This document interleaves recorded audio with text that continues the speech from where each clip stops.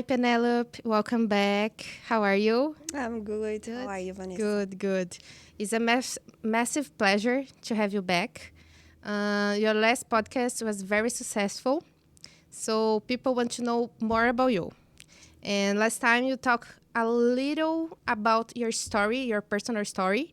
And today, me and other people want to know a little bit about your experience in your journey with your love story and your professional story. Okay, so basically, I got fired, right?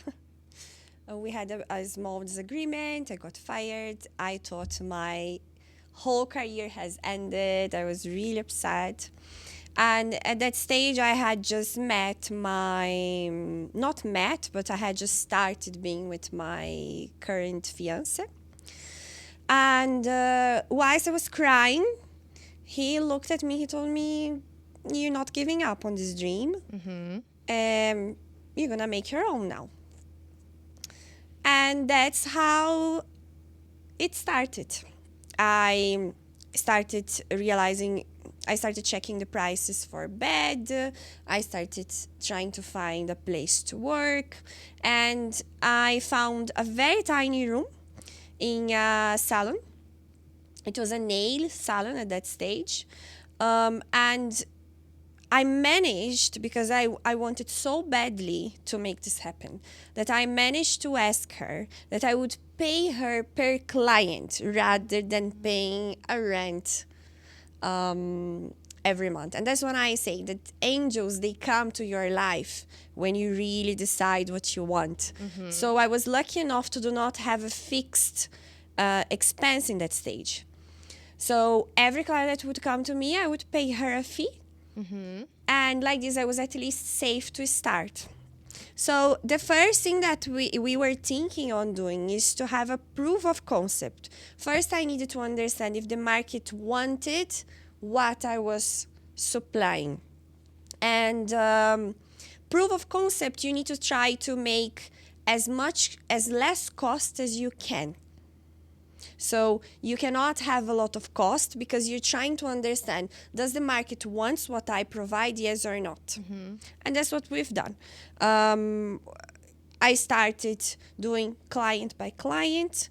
I started putting myself out there, posting. This was really challenging because I'm a person that I don't like to expose myself a lot.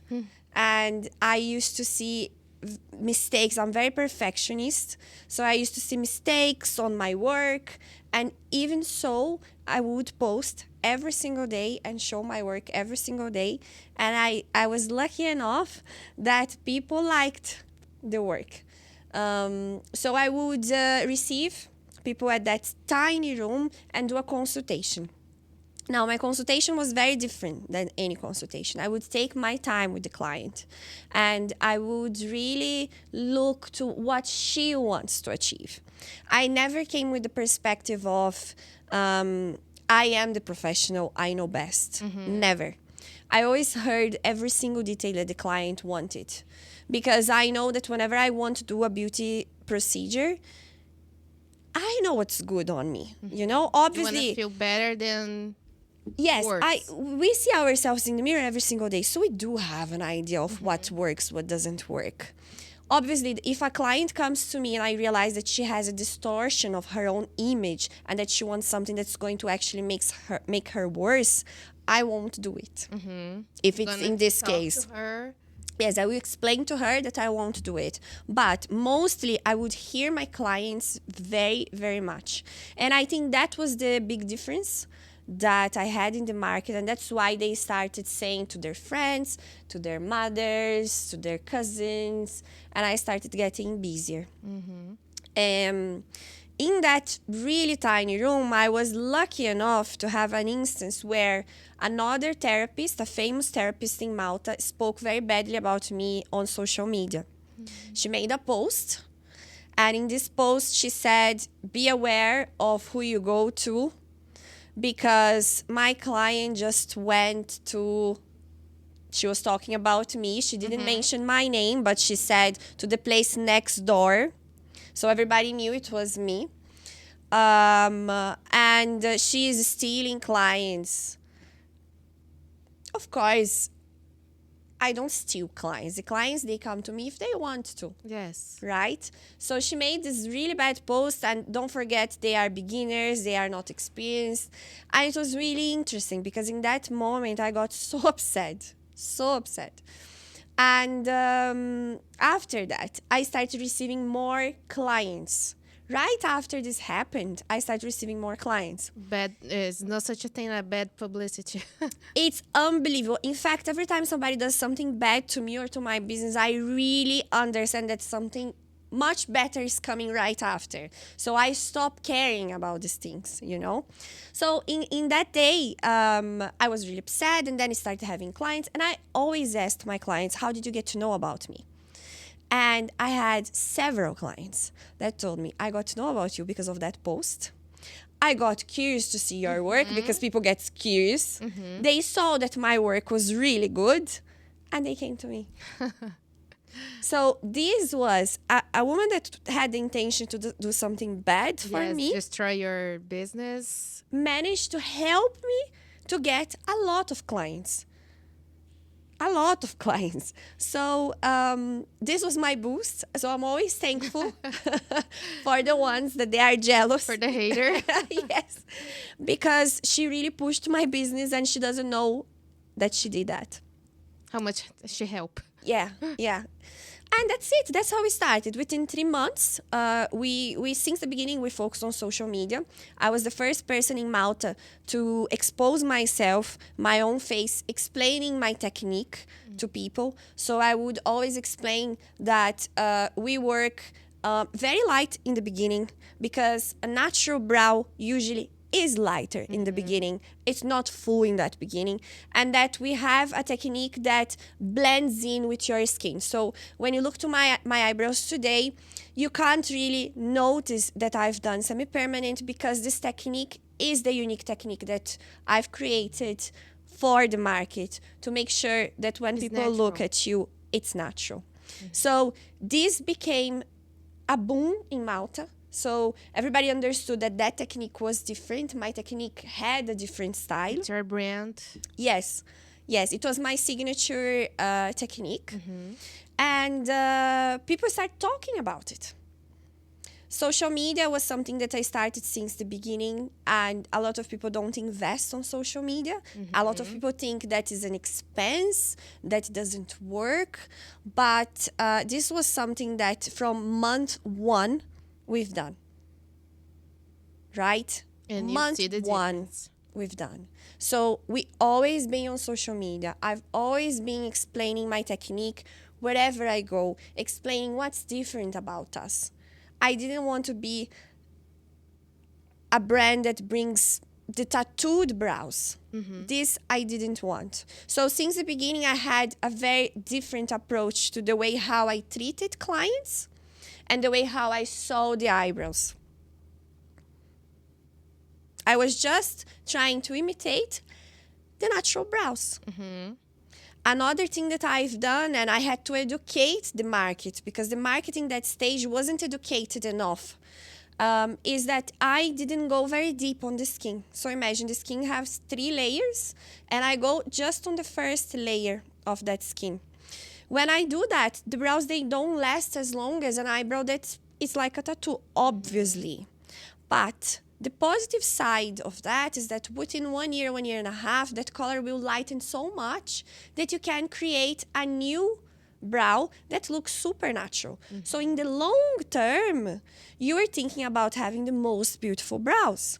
You don't want to have a tattoo, because a tattoo will change color within 5-10 years.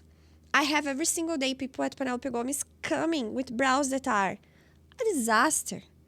When I say disaster, it's a big disaster. Why? Because they kept putting ink after ink, ink after ink. And they think that this is positive. This is not positive on the long run. You lose your femininity. You lose the delicacy of your face. So that was the different parts. I needed a business that was different, or else I wouldn't build something in Malta. What else can I say? So I started myself. I was everything. I was the secretary. I was the one calling the leads. When I mean calling the leads, is the people that we would collect from Facebook and Instagram. And I would call one by one, inviting them to come over so I could analyze their eyebrows, their skin. And I was the person doing the consultations and also doing the eyebrows, right? So in the third month, we realized that, okay, this concept of the brows that you're doing is working. The Maltese are loving it. So now we can start investing more. So now we know that we can invest more. Then I started paying my fixed rent. And I got receptionist for me. Because then I realized that my time needed to be focused on clients. I couldn't do everything. I wouldn't be able to grow. In the fourth month, I was fully booked. So it was very fast. Yeah. It was definitely the technique that Malta needed. The technique that everybody was waiting for. And I came explaining very clearly my beliefs. So I stand very firm on, we do it differently. If you come to Penelope Gomes, you want soft. And this worked very well. What else can I tell you? So after you have you and your secretary, so full book on the month. So what next? Okay, so then You change places? Yeah.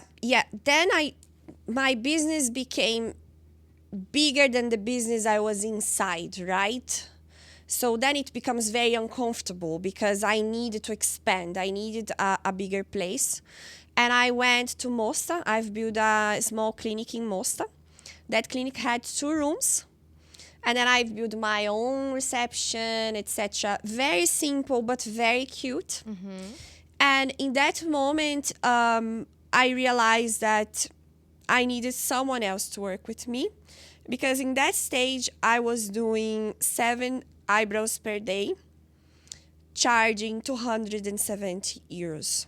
So very fast, I realized that this was an industry that I could make not little amount of money, a lot amount of money. And I had queues of people waiting to be served. Like, it was so chaotic, that Mosta place, that I said, okay, another person. If there are queues, it's because I need another person. So the business always is going to communicate to you when it's time to do things. You can never rush in the business. You don't jump to a big place before the business is really asking for it. And he started asking. So then this was a big thing. I was the person doing consultations. I was the person doing the eyebrows. And then I got a second person to do consultations and to do the eyebrows. Okay? And then I had my receptionist. And you teach this person everything? She already had a course, but I taught her my way of doing things. Because since I had a very different technique, I showed her every single detail that I used to create in my brain to create that softness. So we were the 3 of us. And one of the biggest decisions, the best decision that made the business, I remember that we managed to double the business with that one decision, was that I stopped doing consultations and I taught my team to do consultations. So in my case, I would spend the whole day just doing the eyebrows. This made a massive difference. So I would spend, let's say I would spend 3 hours of my day doing consultations. With that decision, then I would do 3 eyebrows, extra eyebrows in that day. So I would end up doing 10 eyebrows a day. Now, if you calculate how much does I mean, it's massive. Yes. Right? So I would make 10 times 2,700 euros per day. Per day. What a change. And what a change from that girl that didn't was counting coins. So this learning one technique and becoming good at one technique changed my life completely. I've built even confidence within myself because I knew that from now on, no matter where I go, I have a technique that I know, that's in my hands. Nobody can throw me away anymore. So I always recommend whoever is feeling lost to learn how to do the microblading. Always, always. And then, okay, so this made the business to double, right? I had 2 employees, etc. We started investing more in marketing, amounts that most people would find us crazy. But if you're not investing in marketing, you're losing a lot. And then we created a system of sales. And that's when the things started becoming more serious. It wasn't only me, a receptionist, and someone doing the browse as well. It was a whole process of sales. We got someone that would be all the time contacting these people that were interesting. So I would have someone 24 hours contacting the people that are interested on us. People wouldn't wait to receive an answer from us, which is very important. Yes. Because if I send a message to you and to a competitor, and the competitor answers you first, I'm You win closing with the client. competitor. Yes. And we created a system that there is no the same in Malta. We've created a funnel of sales that really makes sure that you're contacting people all the time. All the time. And this is another thing that made us grow very much, just by getting another person. So every single person that we hired made us. Is a key to the success. And this is so funny. I have so many people that are building their own beauty salons or clinics, and then they say to me, when we have the opportunity, we will hire someone else. And the 1 million question is, should I have the money to hire, or should I hire to have the money? If you are a business person, you know that many times you won't have the money to hire. And you need to risk to hire to have the money. And from the experience that I had with my business, every time I hired, the business grew. The only person pays their salary itself. Obviously, this is if you hire well. So it's not that you're going to hire anyone. You need to be very selective, and you need to hire for the right position. You see? So in my case, we hired someone to keep contacting the leads all the time. So 8 hours a day, this person would be making sure that she's answering everyone. The other would make sure that the clients are being served well. And me and someone else would be doing the procedures and not consultations only anymore. Okay? So everybody had its place, and then you realize it's a system. Yes. It's a process. It's a whole process. And that's why it's called company, right? Because it's company. It's people working together. It wasn't only about me anymore. I am extremely thankful to the team that I have today. So today, Penelope Gomez Beauty has 22 employees. Oh my God. In how many years? 3.5. 3.5. Very fast. Crazy. Very fast. 22 employees.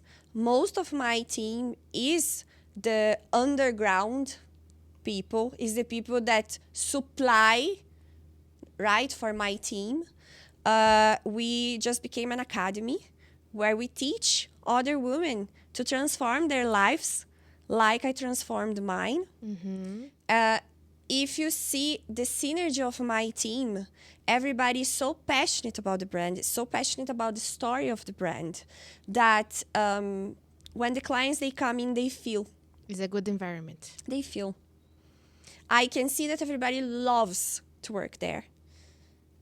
And I'm really thankful for this journey. And I'm really thankful that I understood very quickly that it wasn't only about me, that I needed to invest on the marketing, that I needed to take the risks And also that I had the right people surrounding me. I had to let it go my friends. The friends that I had my whole life, I had to let it go for a few years. Number one, because they weren't with the ambition that I had. Number two, because for you to achieve to something like that, you need to get an obsession that is not really healthy. I Was worked your only focus? only do that. focus.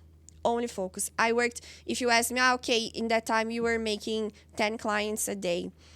You must be thinking, okay, but you had Saturdays and Sunday. I didn't had Saturdays and Sunday. For at least 2 years, I was the one working. And I remember one of my girls, one of my employees, she was so sorry for me that I was working so hard, that she would be next to me till late in the night just to support me. Because I would work public holidays, I would work Saturdays, Sundays, I would work on my Non-stop. birthday, because I knew that I needed to get that amount of money to be able to build what I have today. And you told you have starting a relationship together with your company. My relationship, Yes. it was, we were starting to date when, more or less in the time that I got fired, before I started my company. He was a key, I think Samir was a key component on everything, because he believed so much in me. He believed in me way beyond I did, and I needed that. He saw that I had a passion, he saw that I had a dream. And the interesting thing is that Samir is someone that I met actually, before we got together, we knew each other 7 years. Right? I met him long time ago. And he always believed in me. Since I was a little girl, he always looked at me, go ahead and do your videos. You will be great. He was always such a supportive friend. And when I've built my business, the moments that I used to say to him, I don't think I can. I don't think I'm good enough. He used to say, you're perfect. Go ahead. You don't need to be perfect. You start like this, then you will analyze your mistakes, and then you will improve. Start like this, improve, and keep improving. That's what you have to do. Step by step, Like, he was helping. You're ready. He said, you're perfect for this time. Go. So I always say environment is everything. Whoever you surround yourself with. If you are with friends that they are partying, just speaking about superficial things, somebody that doesn't say anything that really adds to your life, that really is going to push you, you are in the wrong crowd. You're definitely on the wrong crowd. You want to change life, change your environment, change your place straight away. And today, your company, how is going today? What are you doing there? Okay, so remember that I would be only me. And then I had a second person. Today I have 4 girls on semi-permanent. And then I have also lasers. I work with facelifting. We work with Botox, fillers. I mean, we have a variety of services that we supply. So you grow not only in your company, but in what we do, definitely, because Malta is a small country. So when you work with a small market, you need to have variety of services. You can't be so niche. I was niche for a very long time until I felt that we would be very good at what we do. And then when I felt, okay, we are ready, then we started focusing on other services. And my clinic doesn't have a lot of services because I'm very picky with, okay, if I'm doing a service, I need to make sure that we are good at those services. The reputation is very important. So today we serve more or less 140 clients a day, which is a very big demand. I have 3 receptionists, to keep it up with this. We have a very strong system to make sure that the clients are taken care. We receive more or less 2,400 clients.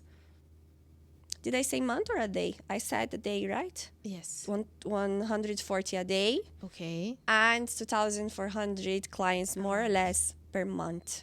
In how many years? In 3 years and a half. 3 years and a half. We became big. Yes, we became big. Crazy. We have 10 rooms at the moment, serving rooms, rooms, and we have also a course room where we do our courses. And looking forward for more, looking forward to expand, and I can't wait to see the team that I have inside my clinic growing, because this was my main purpose. Because I was someone that I had a relationship ending, I was dependent on this man, and I felt very humiliated. I was very humiliated. I felt that no other woman deserves to stay in a relationship just because she depends, or to be humiliated this way again. So my main focus with my team, and they know that, is that I want all of them to be very well financially. So the women around me, I want very well financially, because like this, I know that they are free to make their own choices. You talk a little about Samir. So Samir is your fiance. Yeah. So what can you tell about this relationship? Okay, what do you want to know? You want to know how we met? Yes, how you met him, and how is your life today? Okay. So Samir and I, we met, I think, in 2017. 2017 we met. And in that stage, to be honest, we had met before that. Meaning, like, we saw each other, he knew someone that I knew. Hi, hello, how are you? But the first time we really spoke to one another was in 2017. We were in a meditation retreat. And that young boy, because I used to see him as a boy, came up to me and had the cutest approach with me. I could see that his eyes were shining to just be able to talk to me. And he just protected me so much in that space. He was making sure, do you need something? Do you need that? Blah, blah, blah, blah. And we had this really interesting talk. Our first talk was me telling him, I'm a very lazy girl. I don't like to work. I don't like to cook. I don't like to clean. All I want is to have a good life.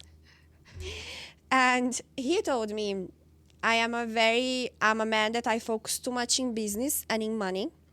And I don't have good relationships. I don't know how to take care of a woman. So this was the first thing we said to one another. And I just find this so interesting that we said the bad parts of ourselves straight away in our first talk, rather than trying to impress one another. And he just got my attention in that day on how caring he was with me. After that, he invited me for a coffee, and I went on this coffee, and we in fact, in the clinic, we have a board, like a frame that says 13th of, I don't remember what date it is, which is the day that we had this coffee in this coffee shop. This was a day where we sat in that coffee shop, and I don't know how, we just share with one another our biggest pain, our biggest traumas with mom, dad. Like, it's very rare that you meet someone and you are able to go as deep. And in that moment, I had shared with him part of my story and how I managed to forgive the abuses that I had, And I could see Samir in shock on how I created that understanding on my mind. And we just end up this talk crying and looking to each other like, oh my God, like I just had the best talk I ever had with someone. And it stuck to me, that conversation. But I had no interest on him. Like, it's not that I thought, oh my God, what a handsome man, I really want to be with him. I didn't have any intention with him. After that, he sent me a message. And in this message, it was so funny. He invited me out. I answered, okay. And he ghosted me forever. Samir ghosted me forever. He disappeared. He never answered, nothing. And I said, okay. He ghosted me. No problem. I'm always very proud of myself, so I never went after him. And then we always would meet one another, like, I don't know, I'm jogging. Because it's small, Yes. it's small island. Yes, I would be jogging, and then he's coming on the other way. Hi, how are you? That's it. Very often we met each other. Around 4 years later, he sent me a message. Hi, how are you? Do you know anyone that can teach me Portuguese? Because I'm going to Brazil, and I want to learn Portuguese before I go to Brazil. In that stage, I was in those moments where I was struggling a lot financially. As I said on the last podcast, whoever didn't see the last podcast, check it out.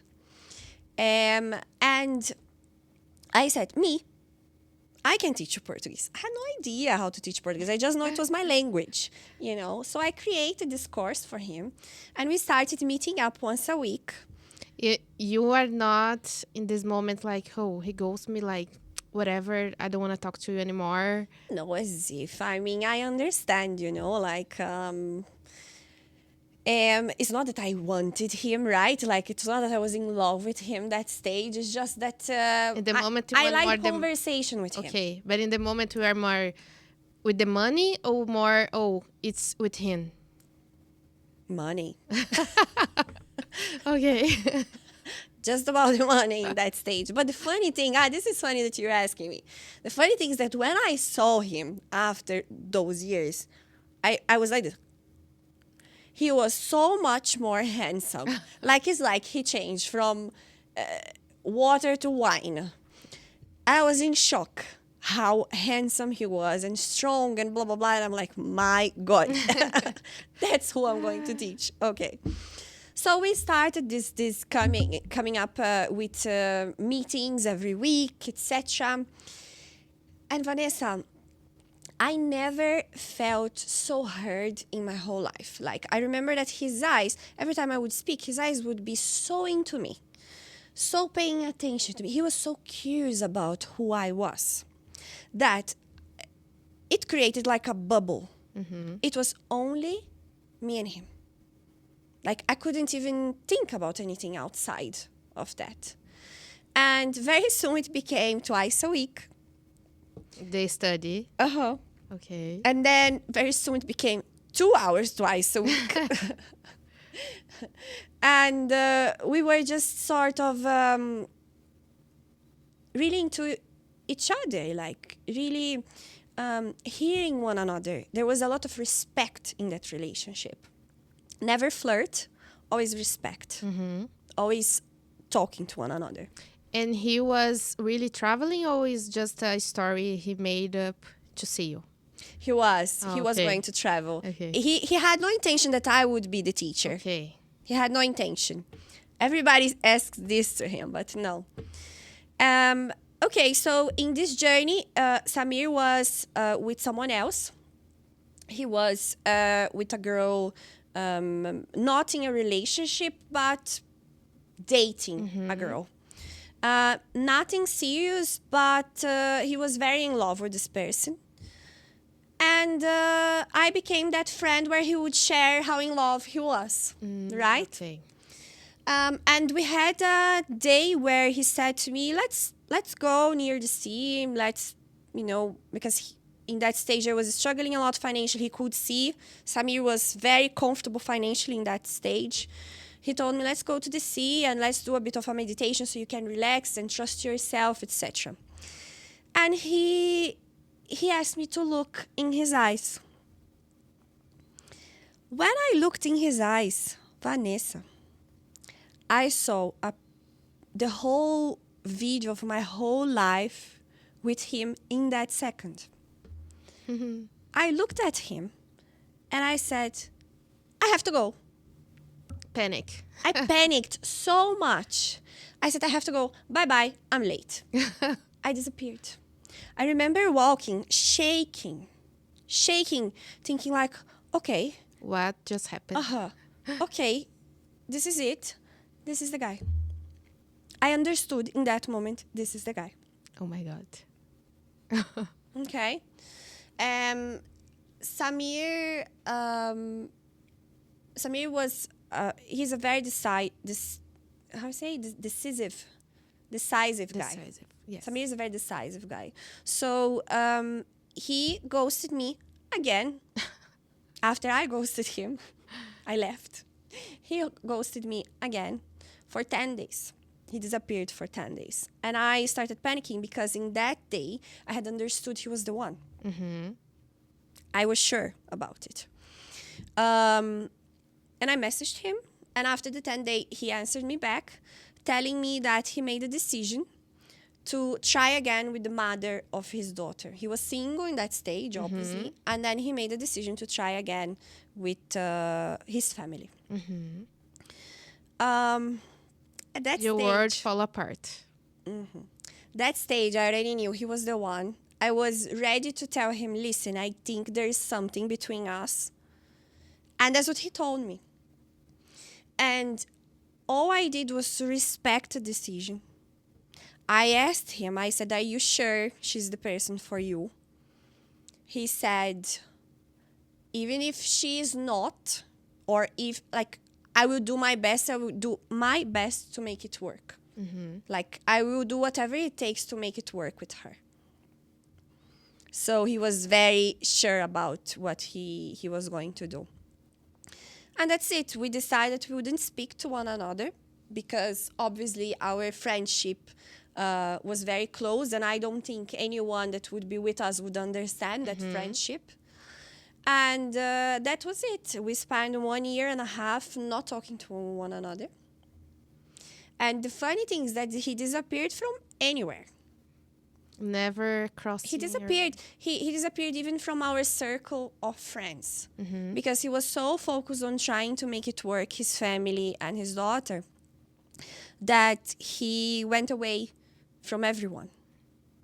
To be really focused on that. Yes, and to prove also to his ex-partner that he was fully into Committed. trying that. So I watched him doing that, and I got so impressed with his sense of integrity. And I know that he never contacted me. Whilst most men would have contacted or said, hi, how are you, kept that door open, he never contacted me. I would go around and ask people, have you heard about Samir? No. So he really kept his word. He really tried. So I understood, okay, this man is committed, he's loyal, and he values family. And this year, you didn't wait for him. You tried live your life, or? Look, I always knew he was going to be with me because I had seen that vision.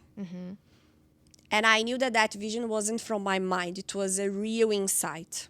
But in my brain, I would think, I don't know, I'm going to move on with my life. In the end of our lives, we're going to meet each other. When I'm 50, when I'm 60. Maybe I will marry someone, you know, but at some point I would meet him. In fact, I say to my girlfriends, they know this, this is my husband. They would say, you're crazy, crazy. I said, no, this is my husband. At some point, this is my husband. And then pass 1 year and a few months. Then, the same thing as I did with the experience to build my business, to come out from the rock bottom, I did to find my husband again. I wrote it down, letters, with not really with the physical appearance. That didn't matter to me at all. I wanted the feeling that I would have next to that man. So I will give an example of a very, very good exercise for a woman that's looking for real love. I used to close my eyes and imagine the eyes of a man directly at mine, so I would see the iris and every detail of the eyes, even the veins of the eyes of this person. And that he would be looking at me so proud of me. So this was the only vision I would think. So I'm sure that big part of attracting a good relationship was because that vision was, he was so proud. That certainty. And that's the type of man I wanted, a man that was certain about me. This is what I knew I deserved. So then I started writing it down, the values that I needed in a relationship. Family, health, business. So it was very clear to me that whoever came around me, if they didn't have that, I wouldn't really waste my time. Because, we women, we have the tendency to go on a date and sort of wait to be picked by the guy. I wasn't with this mindset. I was the mindset, okay, what is negotiable to me? What can I negotiate? What I cannot negotiate. So, for example, for me, I cannot negotiate that a man smokes. I don't like cigarettes. This is non-negotiable to me.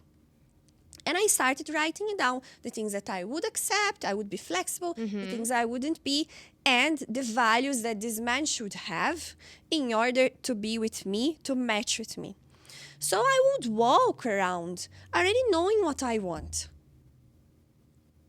You can't really be a woman, because you need to think that we are the feminine, we are the pedestal, right? We are up there, like we say, the goddess, etc. And this means that a woman that has value have clarity of what she wants in a relationship. And don't accept less. No, and then when you go on a date, rather than going on a date saying, oh my God, what am I going to talk in this date? You really enter on the date asking the questions that you should ask to understand who this man is. It's not the man that's it's the woman that's going to choose, really. So I had this very strong on my mind. And funny enough, when I started doing this exercise and I got clear of that, guess who called me? Right? He called me. Hi, how are you? Okay, after ghosting me again, you called me again, second time. And we just had the best talk. On the phone? On the phone. And we started talking on the phone. And I just needed to make sure that he wasn't in a relationship.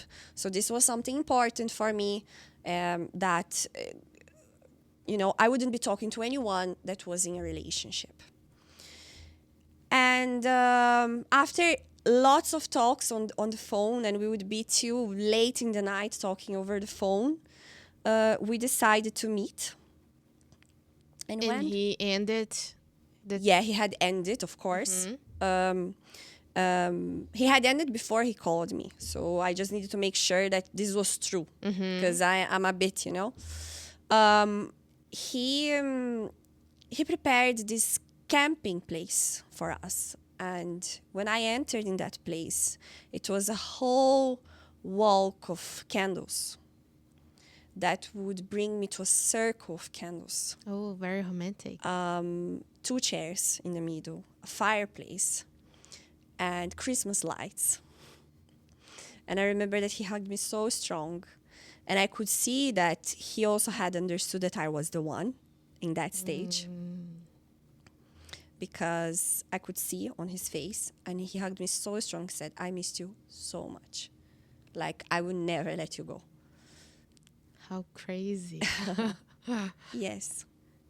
And since then, Since then, we are together. And we both have kids from other partners. We both go through the same pain. so understand each other. Yes. Both of us, we don't have our children next to us. So that's why I say there is love out there. The love, it was in front of me for 7 years. He was in front of me for 7 years. But I wasn't ready. I didn't ask myself, what do I really want? The moment I got ready, the work was inner. He came to me. He appeared to me back. And funny enough, another part that made me really impressed about Samir was his sense of strength. Samir is one of the strongest men I ever met. Even if he's enduring a lot of pain and even if he doesn't have his daughter next to him, he made sure to keep her very settled financially, and he made sure to give a home to them. He gave a home to them. Apart from that, he makes sure to drive every single day, 3 hours a day, to be with his daughter. Even if it's for 1 hour. So he drives 3 hours a day to spend 1 hour with her.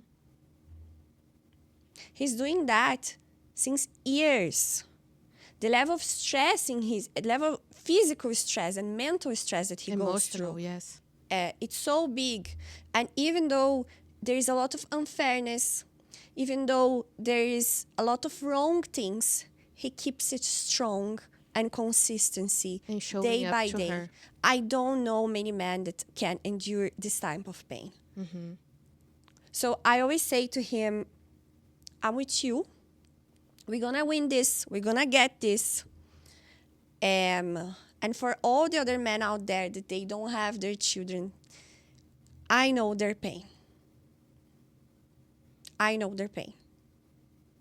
Right? And I get very impressed with the men that, apart from giving all what they have, Try everything to be giving there. all, try everything to be there, and not getting anything in return, it's not any man that can take this for very long.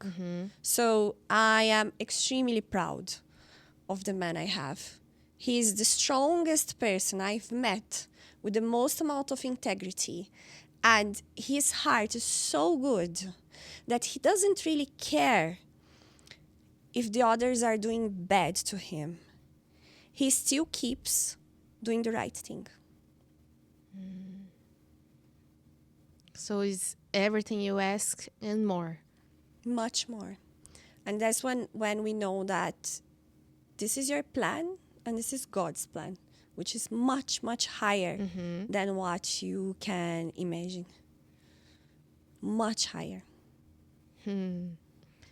Yes.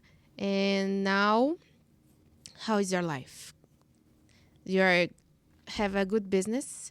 You have an amazing relationship. So, what next for you? Samir and I, we want to impact a higher amount of people. We have a very big interest on helping people to build their business and their own freedom. This is what really excites us. Making sure that the people around us are at their best potential. And obviously, eventually, we want a family. It's not the time yet, but we really want What's a in your family. plans? Yes.